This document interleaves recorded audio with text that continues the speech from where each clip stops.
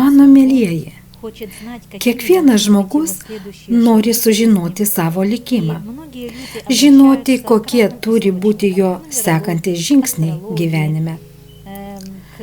Dėl to daugumas žmonių žiūri įvairius šaltinius – numerologiją, astrologiją, ezoteriką. Jie kreipiasi į žmonės, turinčius ekstrasensorinius gebėjimus ir galinčius atskleisti žmogaus likimą. Bet ar gali pats žmogus be jokių pagalbinių priemonių suprasti ir suvokti savo likimą? Gali. Viskas, ko reikia, tai pažiūrėti save veidrodyje. Jūs pasakytumėt, kaip paprasta. Taip, tai yra paprasta. Bet reikia į save pažiūrėti teisingai, teisingomis akimis. Tai reiškia pažiūrėti sąmoningai, sąžiningai, be savęs išaukštinimo, pažiūrėti realiai. Stebėti savo vidinę būseną, mintis, norus, jausmus, savo siekius bei pasaulėžiūrą, o taip pat, kaip jūs priimate ir jaučiate pasaulį.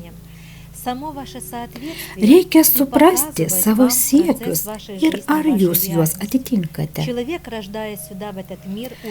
Jūsų atitikimas parodo jūsų realybės ir gyvenimo procesą. Dar prieš gimstant žmogui leidžiama pasirinkti savo tėvus pagal jo genetinį lygį, genetinę medžiagą bei aprūpinimą pagal tą įdirbį, kurį jis sudarė ir sukūrė bei išgyveno savo praeitose gyvenimuose.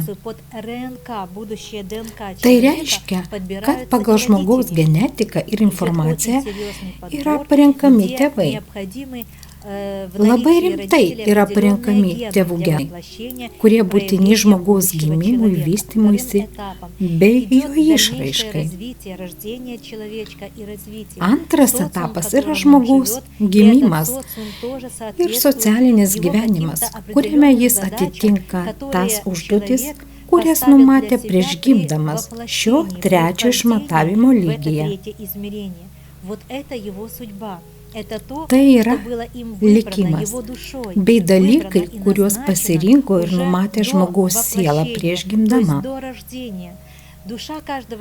Kiekvieno žmogaus siela ateina į šį gyvenimą su tikslu įgyti pačios vertingiausios ir nuostabiausios patirties. Taip pat pažinti save per patirtį, realizuoti savo sielos žinias ir išgyventi jas šio trečio išmatavimo lygyje. Tai kiekvieno žmogaus likimas. Kuomet žmogus pradeda daryti savo pirmus socialinius pasirinkimus, jis keičia savo likimą, savo gyvenimo projektą. Šeima, kurią jūs turite, yra jums duota dėl tam tikro tikslo. Siela įgydama naujas žinias ir išreiškia senas, tai, ko jūs buvote praeituose gyvenimuose. Kuomet jūs suvokėte savo gyvenimo sunkumus, bet vidumi esate kūrybingi ir optimistai, tikitės geriausio ir siekite geriausio, galiu jūs užtikrinti, tai tas jums ir ateis. Mano mielieji, viskas priklauso nuo mūsų įsitikinimų ir siekių, vidinių būsenų ir norų.